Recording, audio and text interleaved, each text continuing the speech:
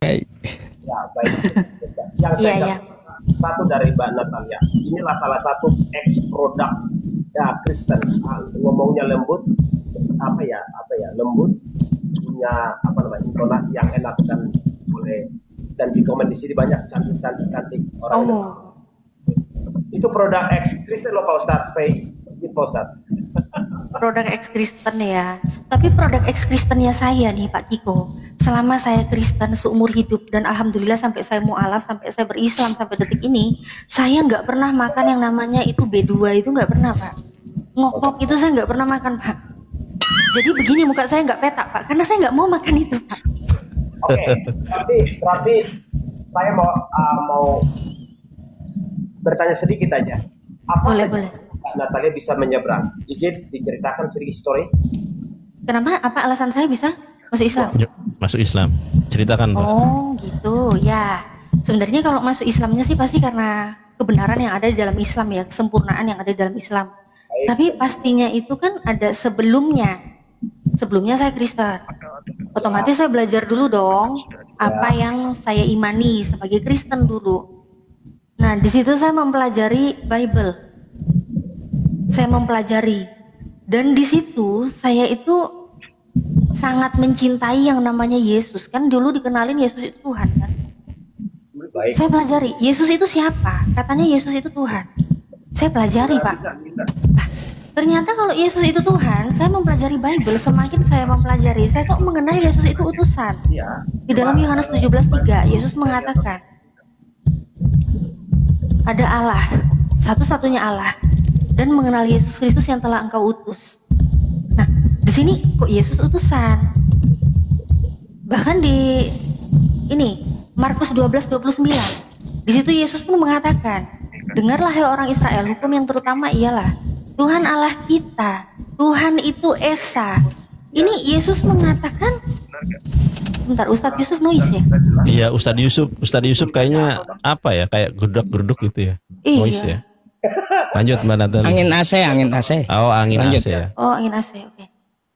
Jadi di situ Yesus sendiri mengatakan, Tuhan Allah kita, Tuhan itu Esa, yang mengatakan Yesus. Ini kalau Yesus sendiri mengatakan Tuhan Allah kita, Tuhan itu Esa, ini Yesus punya Tuhan dong. Dan dia mengatakan Tuhan itu Esa, oh Tuhan itu Esa dong. Sedangkan di gereja saya dapat pengajaran yang namanya Tuhan itu Trinitas. Ada Allah Bapa, Allah Putra, Allah Roh Kudus. Ini gimana bisa? Katanya Allah Esa, Tuhan Esa. Kalau udah Trinitas, Tritunggal, itu ada tri, bukan tunggal lagi, udah ketambahan tri. Nah ini baru dari ketuhanan. Belum lagi sifat-sifat yang menurut saya nggak masuk akal. Saya tuh mencari Tuhan yang sempurna. Dimana kalau Tuhan yang sempurna itu maha segala-galanya. Ustaz. Iya. Mbak Natalia, interupsi Mbak Natalia. Bentar. Ustadz Yusuf. Nanti saya kalau ini saya blokir ya. Di V1 itu lapangan katanya juta. Iya, saya nggak tahu masalahnya situs-situs judi online itu saya nggak tahu gitu. Makasih ya teman-teman. Nanti kalau ada saya blokir. Lanjut silakan. Masya Allah.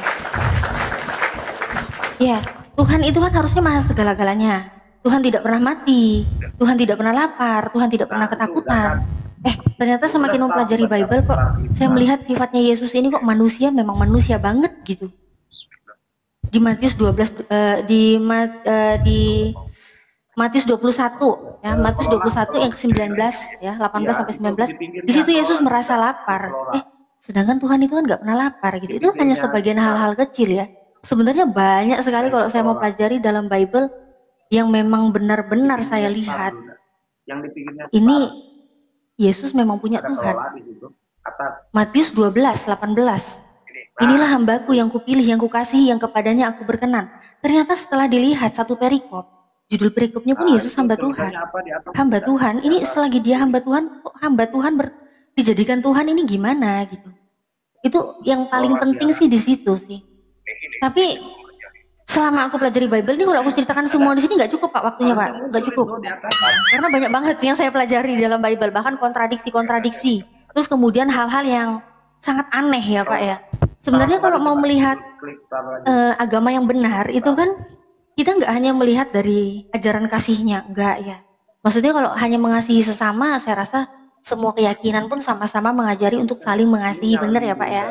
Bahkan orang ateis pun bisa dia mengasihi sesama. Nah, tetapi pilihan saya untuk berislam itu, Pak Kiko, saya harus mempunyai agama itu dari 3 aspek. Aspek teologis, Tuhanan, harus benar Tuhannya, ya. Kemudian aspek yang lainnya itu adalah aspek ibadah. Dari tethering dari HP ngambilnya. Nah, ibadahnya pun harus benar. Benar nggak? Perintah ibadah ini perintah datang dari Tuhan. Kalau muamalah yaitu hampir semua keyakinan pasti mengklaim dia mengajarkan kebaikan, itu udah jelas. Nah, tapi 2 aspek ini, teologis dan ibadah, saya hanya menemukan itu di Islam. Kenapa saya bilang hanya menemukan di Islam? Pertama, kita uji dari kitab sucinya, Pak. Saya uji dari kitab suci yang 100% benar, gak ada kesalahan sekecil apapun. Di situ berarti saya bisa menemukan Tuhan yang benar. Tuhan yang diperkenalkan di dalam kitab suci itu pasti Tuhannya benar. Nah, ternyata saya menemukan itu di dalam Al-Quran. Di dalam Al-Quran, iya, saya menemukan itu, Pak. Coba ini saya bandingkan aja ke Bible ya, Bapak bisa cek sendiri. Gak apa-apa. Saya hanya mau tanggapi sedikit aja. Oke, silakan tanggapi dulu, Pak. Agak terselip di hati saya. Mbak Natalia mengatakan kalau di ajaran Islam itu tidak ada sedikit pun ya, berarti murni tidak ada kesalahan. Bagaimana Mbak Natalia mengatakan itu, sejauh mana Anda sudah memahami, mempelajari, bahkan saya nggak tahu ya, bukan mengukur ya, bukan mengukur atau kemampuan seseorang, enggak. Cuma hanya pengen tahu sekolah Mbak Natalia sampai sejauh ini apa S2 kah, S3 atau apa? Oh, kalau kuliah mas saya hanya sampai pagar aja, Pak, kalah sama Bapak. Ya. Kalau sekolah mas saya hanya sekolah minggu gitu, Pak. Saya jemaat biasa gitu, Pak ya. Saya nggak perlulah terlalu membanggakan pendidik kayak gimana, pendidikan saya kayak gimana. Nggak perlu gitu loh, Pak. Baik, kalau dibilang mahasiswa, ya saya juga pernah jadi mahasiswa, sudah selesai juga, saya menginjak itu sudah selesai. Tapi bukan itu permasalahannya. Permasalahan di sini yang kita bahas bukan itu, Pak. Baik. Justru yang permasalahan yang kita harus diskusikan di sini berdasarkan data. Baik. Begitu, Pak. Tapi terkait tadi Yesus itu benar-benar kita harus secara pengertiannya harus jamak, Mbak Natalia. Karena apa? Itu kan merujuk pada Tritunggal ya. Tapi apapun ya, Mbak Natalia pernah di dalam ini, tapi apapun banyak memahami, banyak mengerti tentang bagaimana ketuhanan Kristen ya. Wajar kalau Mbak Natalia punya kesanggupan untuk berdiskusi, berinteraksi, katakanlah untuk tanya jawab. Ya, saya tidak mengharapkan itu. Tapi apapun tetap saya hormati. Kalau memang Mbak Natalia mengatakan bahwa Tuhan yang benar adalah di Islam, ya itu saya harus hormati juga. Itu pilihan. Diuji, bisa diuji, Pak, bisa diuji. Nah, tadi saya belum selesai menarasikan. Bapak sendiri menanyakan, sudah sejauh mana Anda belajar? Kan begitu ya, tapi Bapak kan lebih spesifiknya ke jenjang pendidikan. Menurut saya itu nggak penting gitu, Pak ya. Karena menurut saya yang namanya jejak pendidikan itu pendidikan ya, itu hanyalah keberuntungan sih. Hanyalah keberuntungan. Ada orang yang bisa beruntung sampai dia S3, ada orang yang beruntung sampai kedokteran, ada yang dia hanya karena kurang beruntung dia hanya bisa selesaikan sampai di jenjang yang seperti apa, begitu Pak ya. Jadi itu bukan menjadi acuan gitu, Pak. Oke. Mengenai apa yang sudah saya pelajari, kita bisa uji, Pak. Yang saya pelajari dalam beragama, yang saya pastikan itu adalah agama yang sempurna, saya uji dari kitab sucinya dulu, Pak. Al-Quran itu 100% benar, nggak ada kesalahan sekecil apapun. Dan itu murni. Bisa dicek. Bapak tahu, zaman Nabi Muhammad diutus 1400 tahun silam, itu Nabi Muhammad bisa mengabarkan ada yang namanya garis edar tata surya. Matahari, bulan, itu beredar di garis edarnya. Itu di surat Yasin ayat 38-40 dan juga Al-Anbiya ayat yang ke-33. Ini Nabi Muhammad dulu belum ada peneliti, belum ada ilmuwan. Tapi kok bisa sih mengabarkan ini? Ini datang dari mana wahyunya? Datang info dari mana kalau bukan dari Tuhan yang Maha Tahu? Datang dari mana kalau bukan datang dari Tuhan semesta alam yang menciptakan semuanya?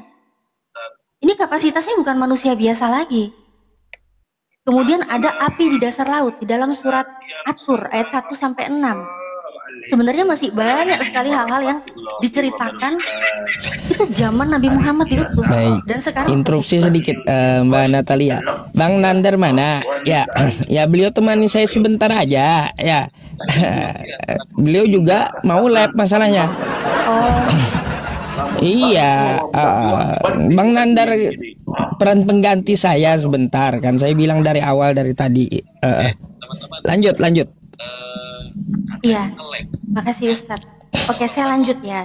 Nah, kalau saya lihat Pak, ini namanya Al-Quran nih kok bisa ya begini ya? Ini pasti kapasitasnya bukan kapasitas manusia biasa. Pasti Nabi Muhammad ini mengetahui semua dari Tuhan yang benar. Karena informasinya benar. Semakin maju zaman, Al-Quran semakin terbukti kebenarannya. Nah, tapi kalau saya ingat-ingat Pak, dengan zaman saya membaca Bible, semakin saya pelajari, saya semakin menemukan hal-hal yang ini benar yakin datang dari Tuhan yang Maha Tahu. Contoh, Yesaya 65:25. Di situ apa Pak dinarasikan? Serigala, domba, itu mereka makan bersama-sama. Serigala kok ketemu domba malah diajak makan bareng? Kok nggak dombanya yang dimakan? Terus mereka makan apa? Makan jerami. Lah kok bisa Pak? Ini Tuhan yang gimana ini kok bisa ngasih informasi seperti ini gitu loh. Ini yakin Tuhan yang Maha Tahu menginformasikan seperti ini. Kemudian ada ular makan debu di Kejadian 3:14. Ini saya seumur hidup sampai sekarang saya nggak pernah menemukan ular itu makanannya debu.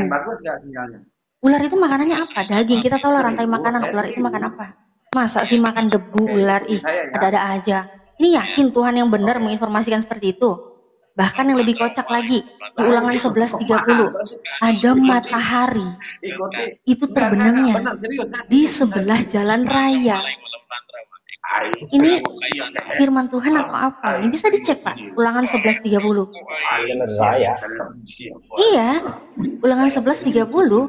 Di situ ada matahari yang terbenam di sebelah jalan raya. Nah, ini informasi-informasi seperti ini gimana bisa saya menemukan Tuhan yang benar sedangkan informasinya seperti ini? Kalau di Al-Quran dengan informasi yang teruji kebenarannya, ya, di situ maka jelas, oh ternyata di Islam, di dalam Al-Quran saya diperkenalkan Tuhan yang benar. Apa? Di dalam surat Toha 14. Sesungguhnya aku ini Allah, sembahlah aku dan dirikanlah sholat untuk mengingat aku. Ini jelas nih, Tuhannya jelas. Dia memperkenalkan dirinya, dia minta disembah, dia memperkenalkan, dia memerintahkan manusia untuk menyembahnya. Dan di situ ada aspek ibadah. Apa? Sholat. Dirikanlah sholat untuk mengingat aku. Ini kita bisa lihat ya, bukti nyata Islam di negara manapun, orang yang mengaku muslim, kalau ditanya Tuhanmu siapa? Allah. Tuhanmu siapa? Allah. Dari negara apapun, baik dia di tempat terpencil pun pasti dia akan mengatakan Allah. Mau dia sholat di rumah, sholat di masjid, Tuhannya pasti Allah. Nggak ada Tuhan saya, Tuhan kamu siapa? Allah tapi begini, tapi begitu. Nggak ada.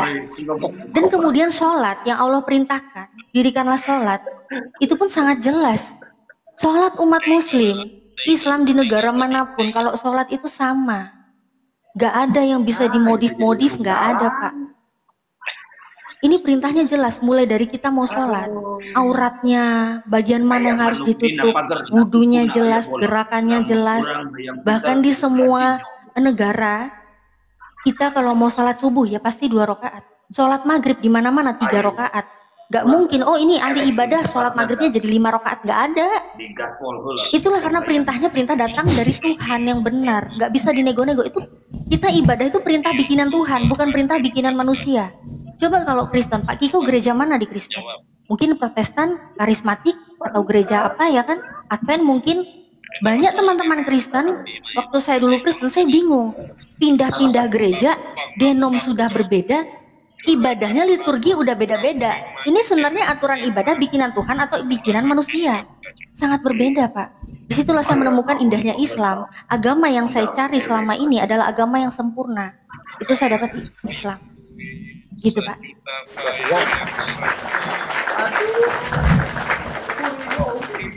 Kalaupun memang ada yang pindah-pindah, saya boleh menanggapi.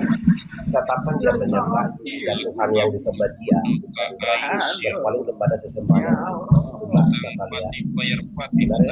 Suaranya kecil sekali, Pak. Kejauhan kayaknya itu, Pak. Kalaupun ada yang katakanlah berpindah gereja, manusia sifatnya melanggar. Ada yang taat, ada yang melanggar. Itu nggak bisa kita simpulkan kalau masalah perilaku. Bermacam-macam.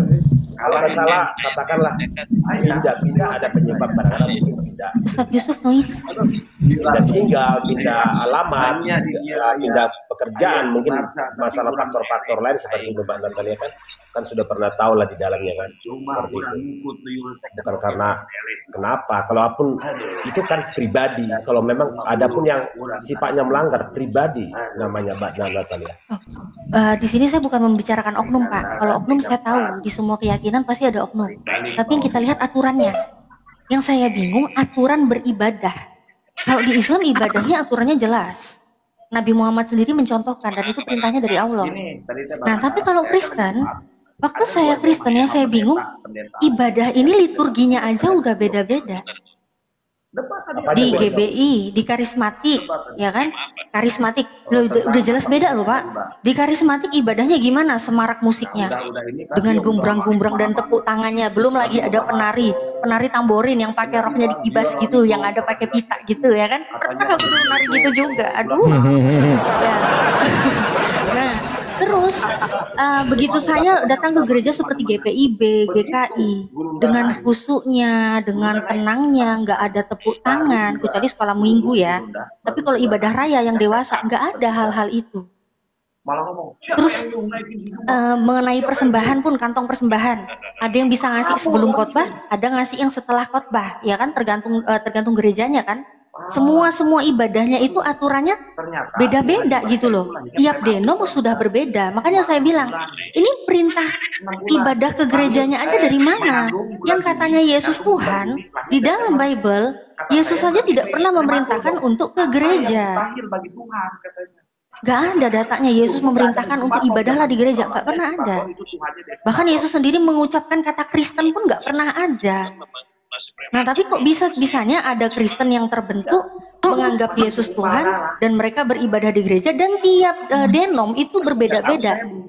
Nah, di situ sih silakan kalau yang mau ya. Tapi kalau untuk saya pribadi, ini saya mikir, ibadah yang saya lakukan waktu Kristen itu ibadah perintah dari mana? Kok beda-beda? Oh, ternyata perintahnya dari mana nih kalau begini? Kalau perintah dari Tuhan, gak mungkin dong dinego-nego sama orang, dibolak-balik, dimodif-modif, itu berarti sudah bercampur dengan ulah tangan manusia. Apalagi kalau jelas nggak ada perintahnya, mereka ibadah-ibadah sendiri, nggak ada perintahnya, kayak gimana aturannya?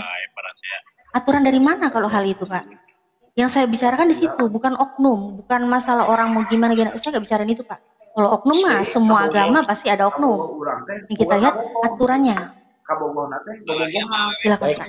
Saya mau bertanya yang lain aja karena apa? Karena saya nggak tahu tadinya Mbak Natal itu ex dari Kristen. Saya tidak mau merana yang sifatnya personal lagi. Saya lebih kepada kita boleh berdiskusi supaya menyehatkan penonton. Mungkin kalau masih ada waktu Pak Ustadz ya, takutnya nanti mau diturunin juga. Oh, enggak, banyak waktu. Ustadz Yusuf tapi udah sehat ya Ustadz ya? Kemarin ya, alhamdulillah saya udah sehat ini. Cuma suara aja nggak bisa teriak kencang gitu. Oh, tenang Ustadz. Kalau perlu teriakan saya bisa teriak, apalagi membaca Bible penuh hikmat. Saya ahlinya Ustadz. Lanjut. Tapi kalau ada diskusi dengan saya nanti nggak apa-apa. Kan ngomong pelan-pelan bisa. Silakan lanjut dulu. Bagi saya yang karena apa? Saya sekolahnya jujur aja ya. Saya tamat SD aja Mbak. Gak usah heran. Tapi sekelas apapun sini pasti saya ladeni dengan apa yang saya pertanggungjawabkan bisa saya pertanggungjawabkan kan pengetahuan saya yang saya nggak ada saya sekolah tinggi-tinggi Pak, percaya dan sorry itu saya tadi ya kalau agak menyeberang tadi itu saya hilap, saya minta maaf di sana. Saya mau bertanya gini, saya tidak terlalu heran bagi orang-orang pintar, orang-orang yang cerdas, orang-orang katakanlah sampai sejenis apapun, bahkan profesor pun. Bukan saya tidak menghormati keilmuannya, namun kalau sekedar hanya pintar bagi saya tidak. Pintar itu perlu sangat, itu karena di kitab kami ya.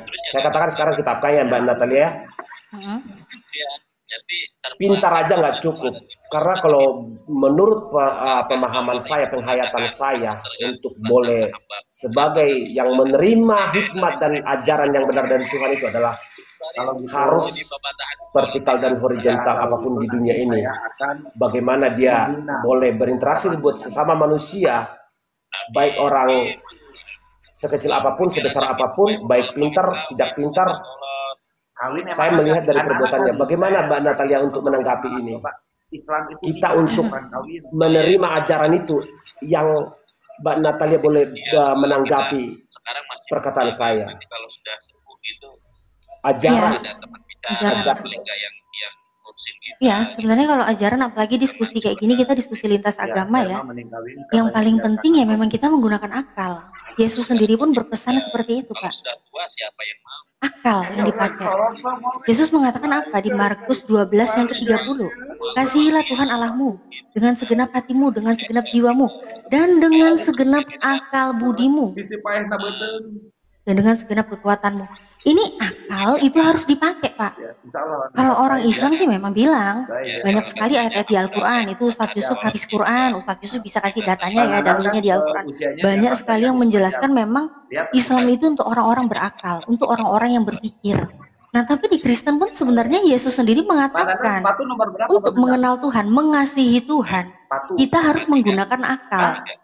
Gimana bisa kita mencintai Tuhan sedangkan kita mengenal Tuhan aja nggak masuk akal? Di situ problemnya, Pak. Apakah masuk akal ketika Kristen mengimani Yesus sebagai Tuhan, sedangkan Yesus datang ke dunia ini sebagai manusia? Sedangkan manusia itu terbatas, Pak. Apakah masuk akal manusia itu Tuhan? Baik, karena pemahaman yang Mbak Natalia bawa ke saya bukan jamak lagi, jadi saya nggak mau masuk lagi karena itu. Lebih baik saya mau bertanya yang lain aja, karena Mbak Natalia memahami, pernah mengalami, pernah belajar, pernah di dalamnya. Ya, saya tidak mau bertanya itu lagi. Tapi kalau sekarang saya izin Pak Ustadz ya, mau nyebrang sedikit Pak Ustadz ya. Silakan. Mana pendapat Anda tentang surga di ajaran saudaraku Muslim? Coba, saya biar mungkin ya yang nonton juga ya, mungkin banyak Nasrani juga, banyak saudara-saudara Kristen juga, mungkin agama lain juga, supaya secara keimanan orang, bukan orang lagi, secara Islam boleh Mbak Natalia jabarkan di sini bagaimana surga menurut ajaran Islam. Kalau yang mau order kaos, Oke, surga menurut ajaran Islam ya. Aku bertanya ya. Iya. Aku bertanya. Baik, surga menurut Islam ya, Allah memberikan beberapa informasi di dalam Al-Quran dan juga ada hadis ya melalui Nabi Muhammad. Nah, tapi surga yang diberikan informasinya itu kita nggak bisa membayangkan, oh ternyata seperti ini, karena apa yang ada di dalam surga itu jauh ya, bahkan tidak pernah apa yang kita lihat, tidak pernah apa yang kita pikirkan, dan tidak pernah apa yang kita dengar, itulah yang akan kita dapati di surga. Tapi itu versi Nasrani Mbak Natalia. Versi Nasrani itu ada gambaran di surga, Pak.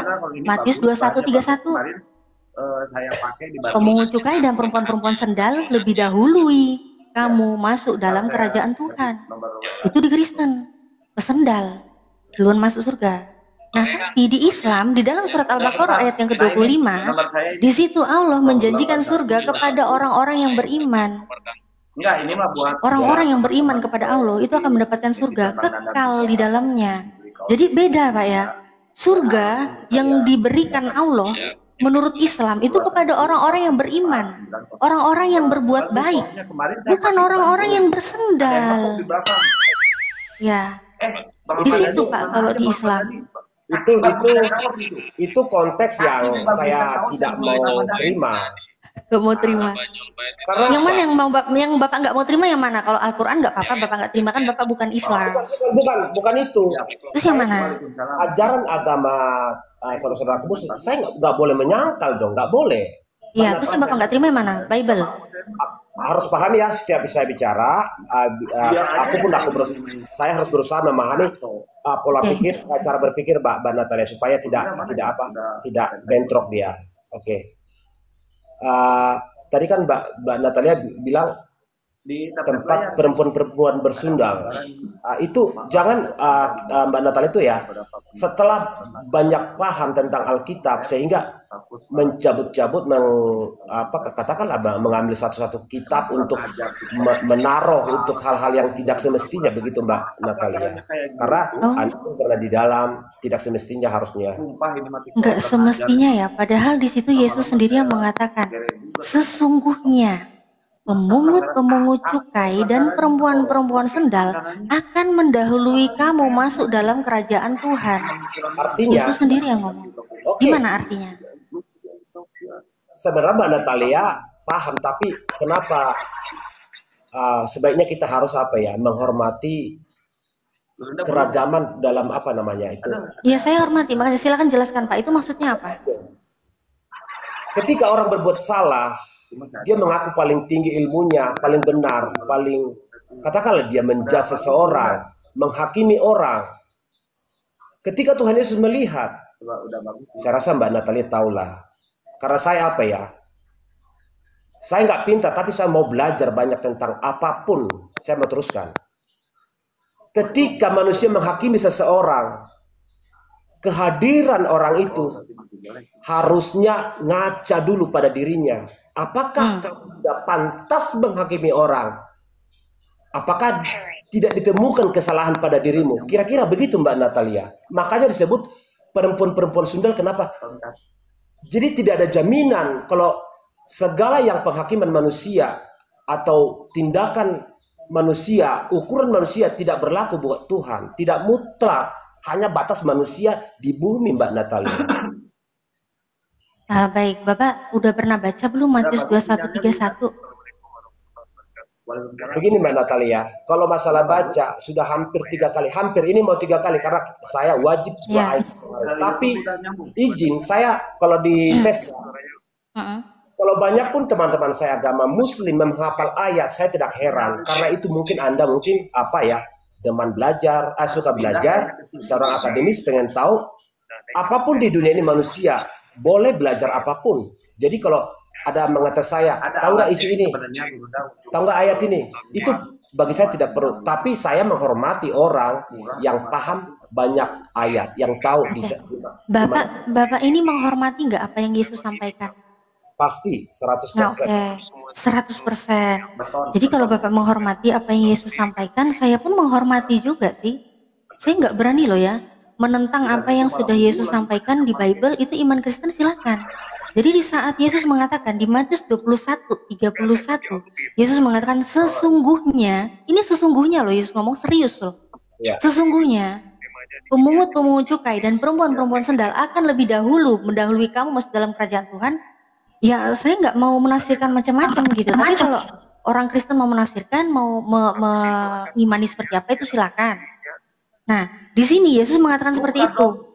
Oh ya, bagus sih kalau Kristen seperti itu, dan alhamdulillah saya sudah bukan Kristen lagi. Karena kalau saya masih Kristen, gimana ya? Saya mau masuk surga, harus masuk surga ini saya harus bersaing dengan para pesendal dan pemungut cukai. Oh nggak bisa dong. Masa saya harus jadi perempuan sendal? Oh ya nggak mau dong Pak. Masa muka kayak gini bersaing sama pesendal, ya rugi dong Pak. Gitu. Kalau pemahaman kalau saya kan baca ya. Gak mau ngarang-ngarang seperti dari teman saya Kristen. Pertanyaannya bertanyalah kalau memang sudah punya pemahaman gitu ya, akhirnya tidak terkendala, tidak kayak orang mau jalan tapi kecebur gitu loh Mbak. Oke. Enggak ngelek pun ini Bang. Yang dimaksud ada izinkan ya saya boleh, kalau tidak ada bermaksud untuk apa, karena manusia pasti bersifat salah. Ada pendakwa Yuk, kalau pemahaman di surga itu tadi yang bahkan belajar tidak elok disebut di sini. Mungkin Apa? pribadi dia lah mungkin yang salah yang mengartikan, karena di sini saya baca tidak ada yang disebut pendakwa tersebut di dalam versi surga di Muslim itu. Tapi nggak ada juga disebut Pak Ustadz di sini, karena saya harus jatuh juga semuanya. Bukan karena saya takut ya, karena kalau salah saya takut itu. Ya pakai data aja Pak. Kalau pakai data kan enak diskusinya Pak. Ini bukan data, ada YouTube-nya Mbak, bukan data. Oh cuma omongan diupload di YouTube itu. YouTube kan dia pas ceramah. Udahlah, aku yang lain aja. Aku mau bertanya sama Mbak Natalia yang lain aja. Oke. Banyak teman-teman saya ya, karena saya ruang lingkup saya, bahkan saya kadang-kadang kalau di olahraga tuh hanya seorang diri saya Kristen, tapi teman-teman saya sampai kadang-kadang kami main badminton sampai 50 orang semuanya Muslim, tapi saya nyaman aja karena saling menghormati di sana, sejuk. Pertanyaan gini, tapi mereka banyak yang nggak paham. Kalau saya tanya berbeda pendapatnya. Menurut Anda surga itu di mana? Surga bukan Taman Eden. Sorry loh Mbak ya. Menurut Anda Taman Eden itu di mana? Ada yang jawab di surga Mbak. Ada yang jawab di, ya kalau kita ya yang sudah banyak belajar, banyak mencari tahu tentang hal itu ya, harus ya kembali lagi data ya. Bagaimana sebenarnya? Kenapa bisa berbeda-beda pendapat? Mengatakan di surga, ada yang mengatakan di, ya katakanlah di Irak ya. Mbak Natalia nggak usah buka data, itu sepele pertanyaan Mbak Nalita. Kenapa nggak usah buka data Pak? Maksudnya jawaban secara tetap sih data, cuma pertanyaan saya itu pertanyaan simpel menurut saya. Oke. Kalau mengenai Taman Eden ada di mana? Ini saya tanya dulu nih sama Bapak. Taman Eden itu ada di mana, Pak? Karena kalau Adam dan Hawa itu bukan di Taman Eden yang seperti yang Kristen pikir gitu. Coba Mbak Natalia ya. Karena yang di versi Kristen aku nggak perlu jelaskan karena Mbak Natalia sudah tahu. Coba. Karena banyak umat melihat kita Mbak, menonton kita. Coba. Supaya umat ini boleh yang belum tahu ya izin ya, mohon maaf saya harus menjaga semuanya. Yang belum tahu supaya jadi tahu, semakin jelas gitu. Coba kita mau tahu dan saya mau tahu juga Mbak.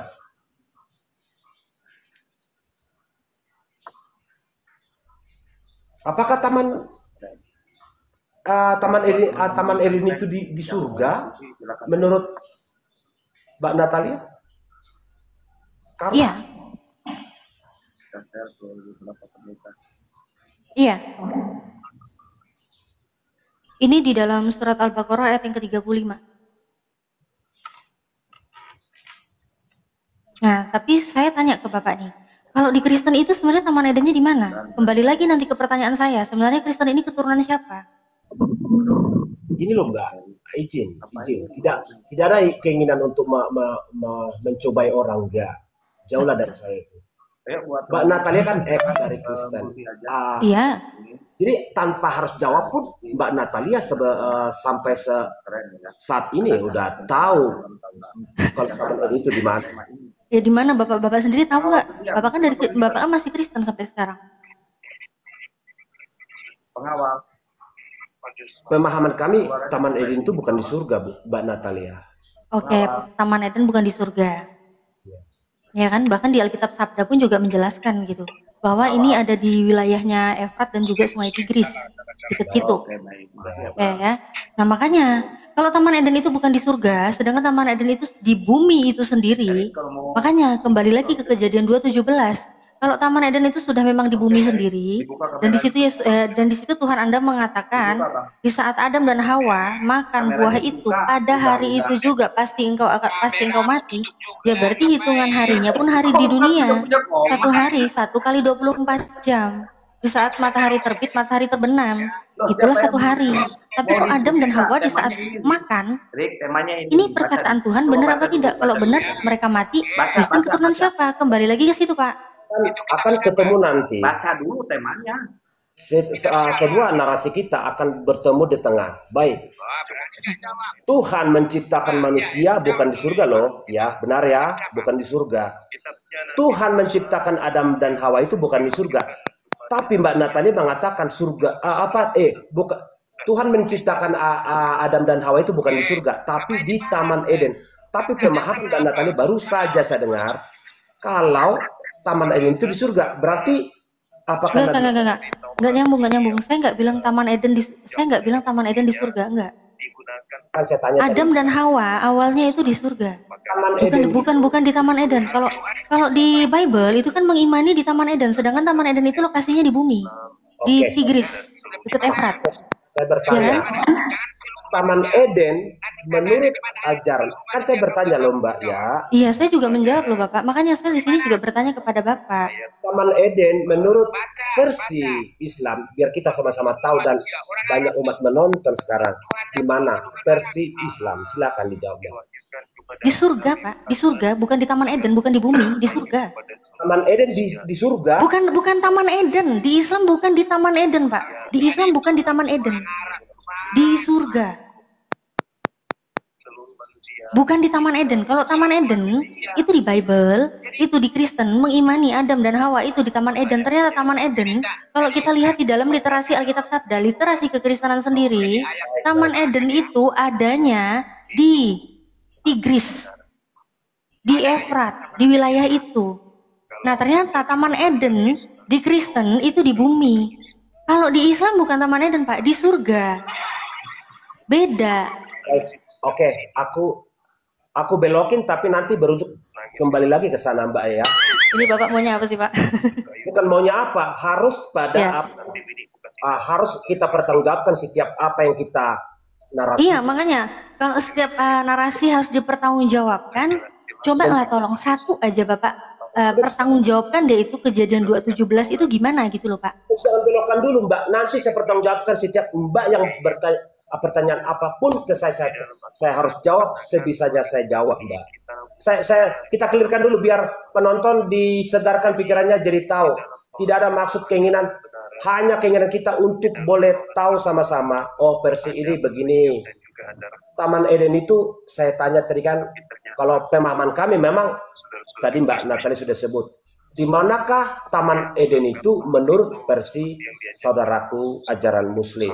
Itu doang, simple di pertanyaan itu. Di Islam, Adam, Hawa itu di surga. Surga. Itu dalilnya di surat Al-Baqarah ayat yang ke-35. Ya, itu di surga. Dan di situ Allah pun bilang, makanlah gitu kan, apa yang kamu sukai, tapi jangan kamu dekati pohon ini. Itu di surga, Pak. Di surga, bukan di bumi. Oh, menurut Berbeda. Oke. Ya. Itu Jadi saja itu sih. Pak, bedanya di situ ya. Selesai ya, Pak? Oke. Oke, selesai. Nah, kejadian 2:17 jadi bisa Bapak jawab atau Bapak nggak mau jawab? Yang saya tanya itu. Di saat Tuhan Anda mengatakan, di saat engkau memakannya, pastilah engkau mati. Pada hari engkau makannya, pastilah engkau mati. Tadi sudah saya jawabkan, Mbak. Keturunan siapa kalian? Kalau merujuk apa ya? Kalau kembali pertanyaan itu, saya mau jawab. Itu sudah rananya sudah nggak elok. Keturunan siapa kalian?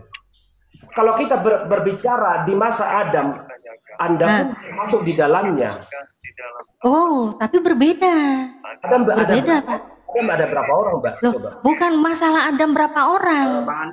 Apa yang Tuhan Anda narasikan di dalam kejadian 2:17, pada saat Adam, Hawa memakannya, ya, pada hari engkau memakannya, pastilah engkau mati. Itu menurut Tuhan Kristen. Ya, Pada betul. hari engkau memakannya, pasti engkau mati. Dan hari Adam Hawa memakannya, itu pun hari mereka sudah, memang dari dulu mereka di Taman Eden. Taman Eden itu di dunia. Perhitungan satu hari, itu satu hari 1 kali 24 jam. Di saat matahari terbit, matahari terbenam, itulah 1 hari. Tapi pada saat hari memakannya, kalau memang perkataan Tuhan Anda ini benar, ya berarti matilah dia, Adam Hawa. Anda keturunan siapa? Sedangkan di Taman Eden saat itu cuma ada Tuhan, iblis, dan juga Adam Hawa. Kalau Adam Hawa makan itu dan mereka mati, keturunan siapa coba? Yang tertinggal iblis. Berarti salah satu Mbak Natalia di dalamnya. Loh, saya bukan Kristen, saya nggak ngimanin itu. Itu kan saya bilang di dalam Bible. Bukankah manusia pertama itu ada? Manusia pertama Adam, Bapak. Tapi ada perbedaan versi cerita. Di Al-Quran dan di Bible itu berbeda, Bapak. Saya ulangi bahkan 100 kali, saya tetap ulangi. Coba Bapak punya nggak dalil di Al-Quran? Kalau Bapak mau menyamakan, ada nggak dalil di Al-Quran yang Allah berfirman kepada Adam dan Hawa, di saat engkau mau makannya, engkau pasti mati. Di saat engkau hari memakannya, pasti mati. Ada nggak Allah membicarakan itu kepada Adam dan Hawa dalam Al-Quran? Yang saya bicarakan itu kan narasi Tuhan Anda di dalam Bible, bukan Allah di dalam Al-Quran. Itu berbeda. Jangan disama-samain. Saya tidak mau nyamain sebenarnya. Ya udah, berarti yang keturunan iblis Anda aja, bukan saya. Kok bilang saya juga? Gimana sih Bapak? Ngeri kali ya. Ya ngeri dong. Ya, silakan, Oke. Ustaz. Pak, boleh gantian katanya sama yang di bawah tuh. Teriak-teriak di bawah. Dari tadi saya biarin aja. Mbak Natalia, Iya. Makasih ya Pak. sesi selanjutnya waktu. Kalau Makasih Pak. Pak Haryanto ya. Semoga hidayah menghampiri Anda Pak Haryanto.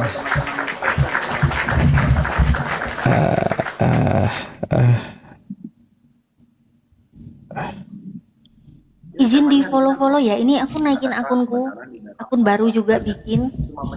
Belum ada followernya. Izin di follow ya. Parkun di sini bentar nggak apa-apa ya Ustadz ya.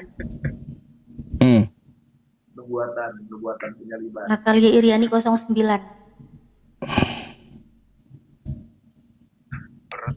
Yang Kristen aja ya satu nih. Mana ah? Loh, ngapain pula Bang? Penasaran pula ente, balik lagi. Penasaran. Bang, selamat malam. malam. Balik lagi ente. Kenapa Bang? Kenapa? Apa yang ketinggalan Bang? Teman-teman Oten bisa yuk. Karena saya lihat katanya Mbak Natali mualaf ya. Jambakin Oten Abang mau ikutan? minimal yang bisa Oten.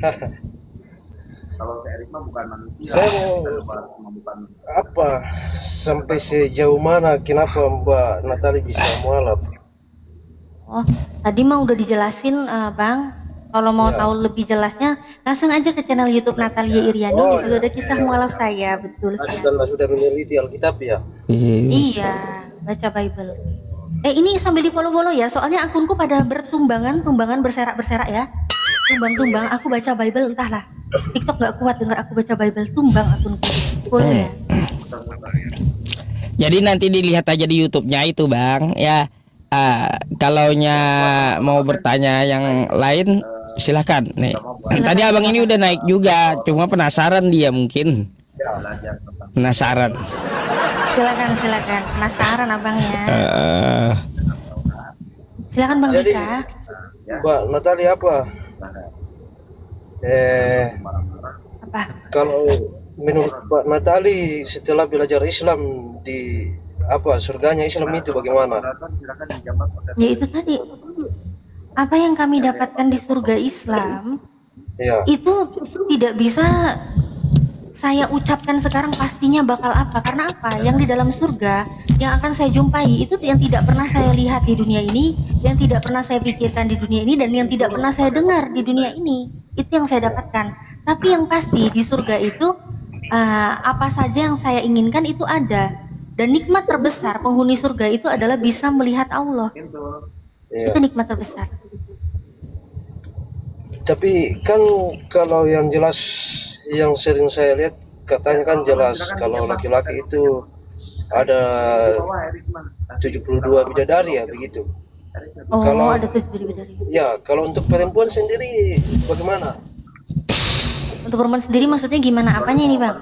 Surganya kan laki-laki kan sudah jelas.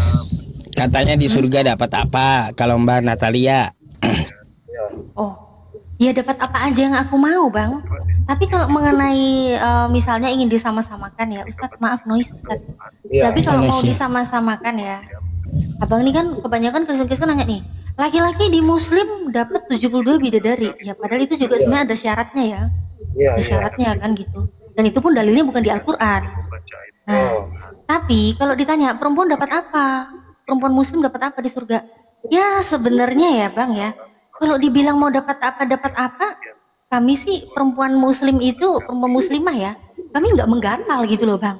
Jadi kalau masalah laki-laki, memang pikiran mereka, kita tahu sendiri ya, laki-laki itu yang mereka senangi itu adalah keindahan dari wanita. Makanya wanita soleha itu adalah perhiasan dunia. Nah kan, itu wanita. Tapi kalau bagi wanita, wanita yang mulia itu nggak membutuhkan laki-laki lebih dari satu. Coba deh abang pikir deh, wanita mau agama manapun, mau keyakinan manapun, kalau dia normal, ya, dia takut tuh. Tiba-tiba didatengin laki-laki lebih dari satu, ada 2 laki-laki aja udah takut tuh, pasti takut tuh. Takut tuh, kecuali kalau dia pesendal, pasti dia mau. ya, Nah, tapi kalau perempuan muslimah itu nggak kepikiran hal-hal yang seperti itu. Karena apa? Allah pun juga di dalam hadis ya, itu banyak sekali apa kira-kira yang akan kami dapat gitu kan? Ya kemewahan, baju-baju yang mewah, perhiasan-perhiasan yang mewah itu yang akan kami dapatkan. Dan itu memang wajar-wajar aja sih. Jadi kami nggak pernah memikirkan, oh laki-laki dapat itu, saya juga mau dong. Ngeri banget itu perempuan-perempuan alim, perempuan soleha, perempuan muslimah atau perempuan menggatal. Karena kalau perempuan hakikatnya ya, perempuan itu nggak bisa mencintai laki-laki lebih dari satu dalam waktu bersamaan. Coba deh, Bang Dika punya mama kan? Coba tanya ke mamanya Bang Dika, bisa nggak mencintai laki-laki lebih dari satu dalam waktu bersamaan? Pasti nggak bisa. ya. Gitu Bang. Beda dengan di Kristen. Kalau surganya Kristen kan ada perkawinan anak domba. Oh, nggak mau ngelihat anak domba kawin, jalan-jalan ada perang naga gitu kan? Oh, nggak mau. Begitu baru datang aja udah disambut sama perempuan sendal ya kan? Aduh gimana nih Bang, perempuan sendal aja lebih dulu masuk kerajaan Tuhan tuh mau ngapain mereka Bang?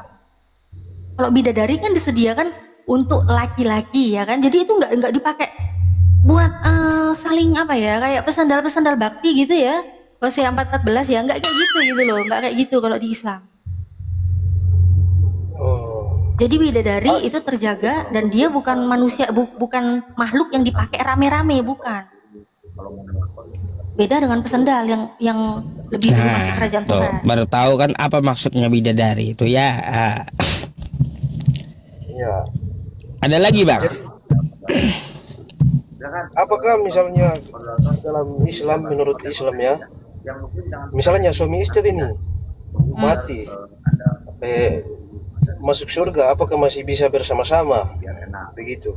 Sedangkan laki-laki tadi sudah dianugerahi oleh 72 bidadari. Mau siapa yang jawab? Saya.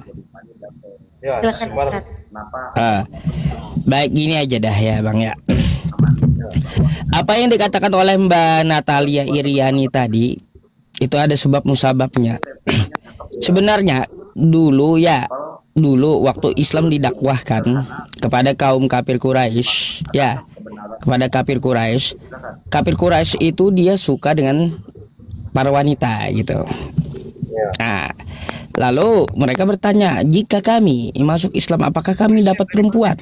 Apakah kami dapat bersatu dengan istri? Katakanlah kepada mereka, ya, di surga ada bidadari. Nah, kan kayak gitu. Jadi Bang ya, untuk masalah di surga itu tidak pernah terbesit di kepala kita.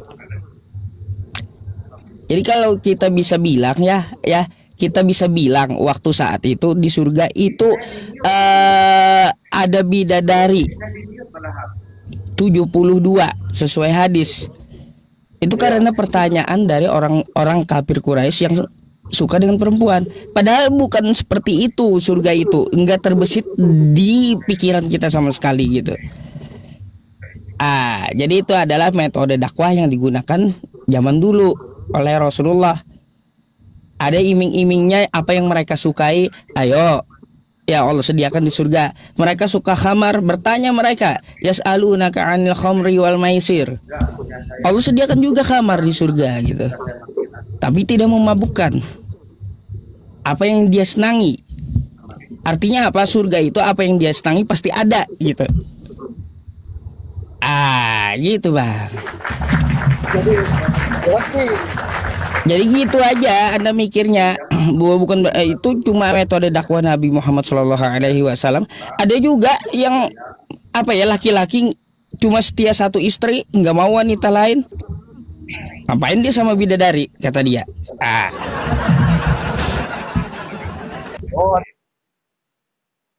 Itu berarti surganya ini tergantung pikiran kita ya, Ustaz. Bukan tergantung pemikiran kita, tidak terbesit di pemikiran kita gitu.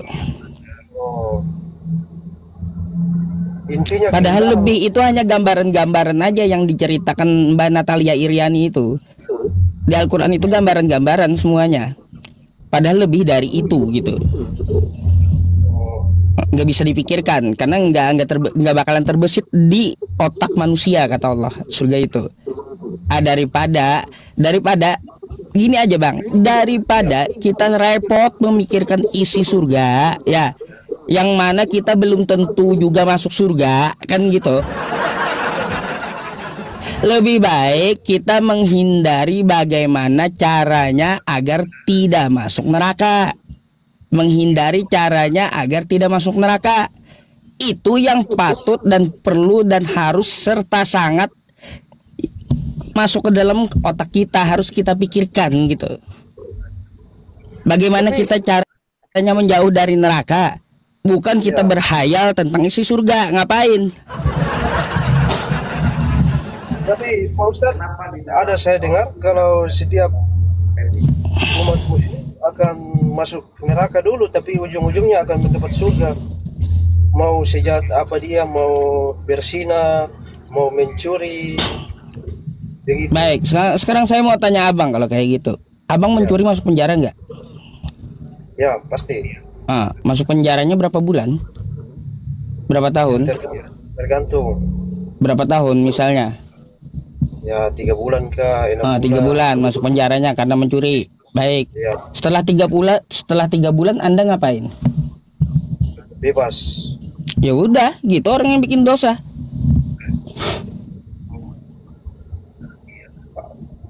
Berarti orang Islam tidak ada yang akan ujung-ujungnya akan surga ya? Ujung-ujungnya kan ke surga. Tapi apa? Lewat penjara kan tadi gitu.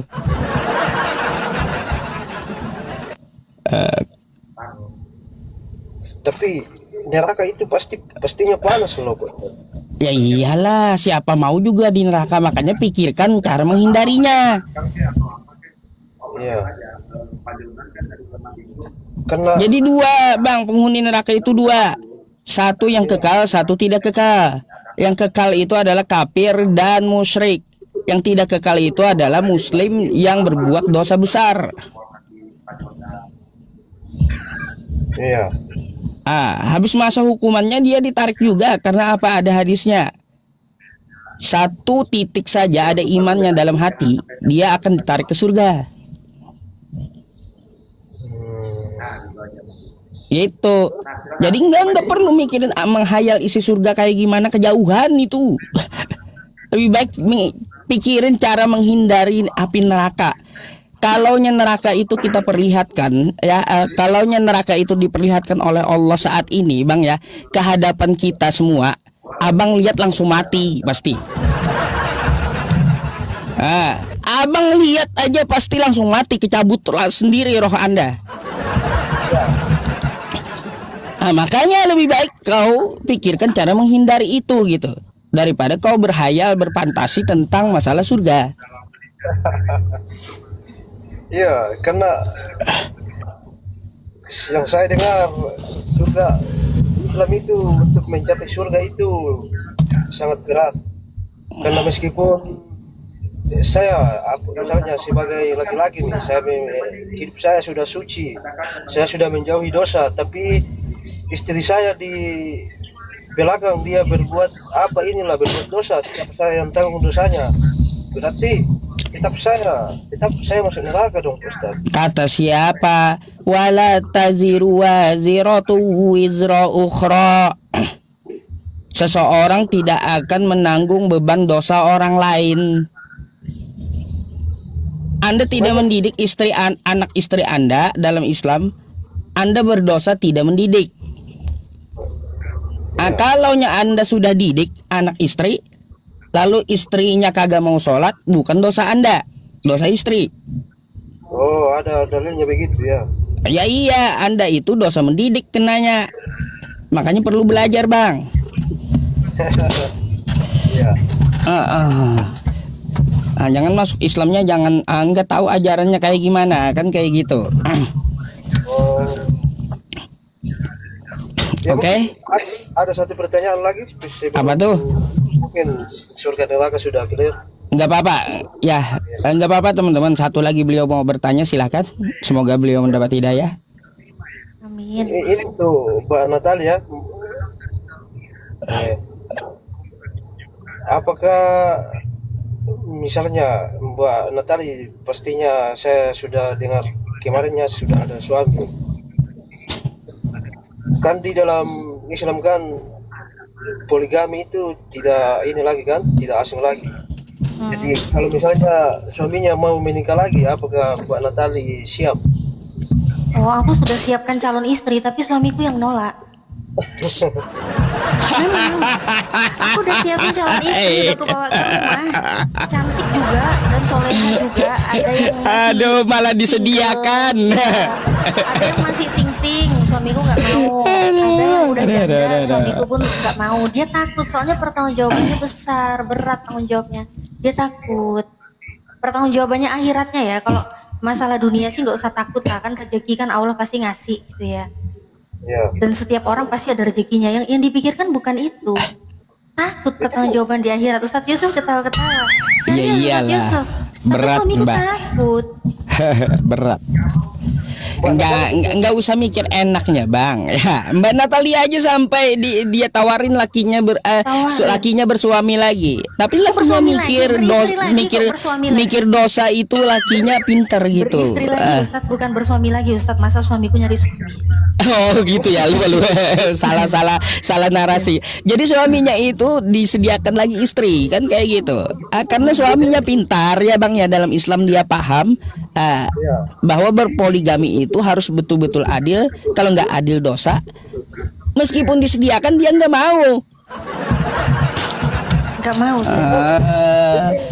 Mbak Natali tidak kalau tidak ikhlas bahwa itu, jadi makanya tidak mau. Kenapa? Ya orang kalau tahu dosa kayak gitu, Bang. Ya orang mikir akhirat ya kayak gitu. Nggak mikir enak dia, tapi mikir akhirat kayak gitu. Ya.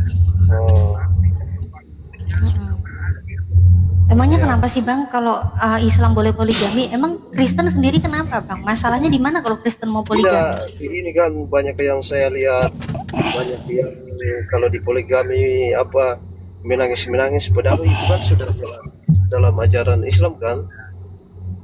Diajarin, diatur, tapi bukan diperintahkan, itu diatur. Tapi banyak yang kontra juga, banyak yang tidak setuju. Ada yang mengatakan wanita mana yang mau diduakan begitu. Oh, tapi justru yang lebih heran lagi gini, Bang. Kalau masalah ada orang yang setuju nggak setuju itu kan urusan rumah tangga orang, Bang, ya kita nggak usah ikut campur, Bang. Tapi yang saya heran ini Pak Pendeta ini kenapa ya melarang jemaatnya untuk poligami gitu loh? Kenapa jemaatnya pendeta-pendetanya melarang kalau ada laki-laki Kristen yang ingin memiliki istri lebih dari satu?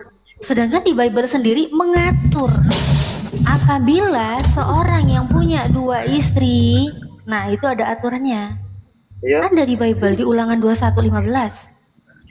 Oh itu kalau yang perjanjian lama, tapi kalau yang perjanjian baru mungkin apa?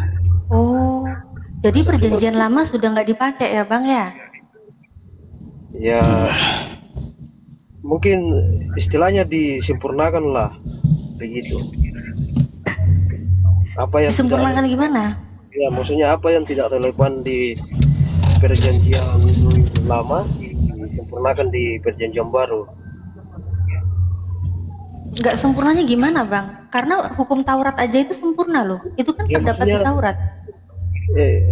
Misalnya di perjanjian lama dibolehkan banyak istri, tapi apa di dalam perjanjian baru tidak diperbolehkan lagi banyak istri, cukup satu begitu. Itu di mana bang? Kata Gimana? siapa? Kata siapa Ada bang? itu yang apa? Ada ayatnya yang apa keduanya apa yang Apa yang sudah dipersatukan tidak boleh dipisahkan. Itu kan kalau dia mau, dia kan itu aturannya kalau dia nikah nggak boleh diceraiin katanya gitu ya kan katanya. Nah tapi kan kalau poligami nggak ceraiin yang pertama bang. Poligami kan yang pertama tetap jadi istrinya. ya tapi Dan kalau ada abang tadi bilang itu kan perjanjian lama, perjanjian baru itu kan sudah disempurnakan, gimana bisa? Justru Ya. perjanjian lama itu sudah bikin hak paten loh mengenai Taurat. Hukum Taurat itu sempurna di dalam Mazmur 19:7. Tuhan sendiri yang ngomong. Taurat Tuhan itu sempurna. Jadi kalau mau dibilang Oke. itu nggak sempurna gimana? Bang, ya, ya, Bos. Bang, bisa kita gantian sama yang antri gitu ya, malah tambah banyak numpuk nanti gitu. Ya, Ya, oke lah. Iya bang, uh, ganti. Oke, ya mungkin mungkin abang udah bertanya, sip ya. Nanti dipikirkan dulu apa yang dipertanyakan dan nanti besok mungkin insya Allah bisa lagi untuk kembali berdiskusi atau apa yang perlu dipertanyakan gitu ya. Siap. Oke. Selamat malam bang, saya izin gantikan dulu ya. Ya, malam-malam.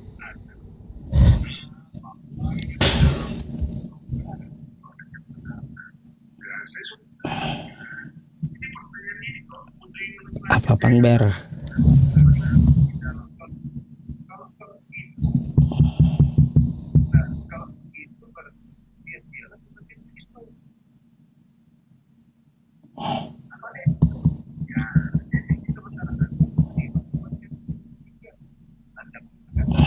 Aduh, muter.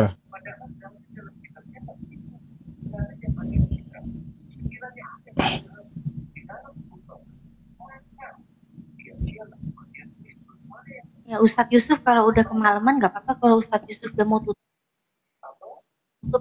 jaga kesehatan juga Ustadz. Gak apa-apa Mbak, saya masih belum ngantuk ini.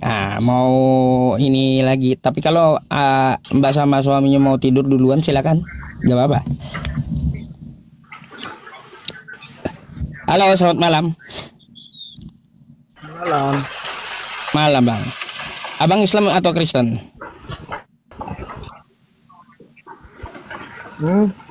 Islam atau Kristen?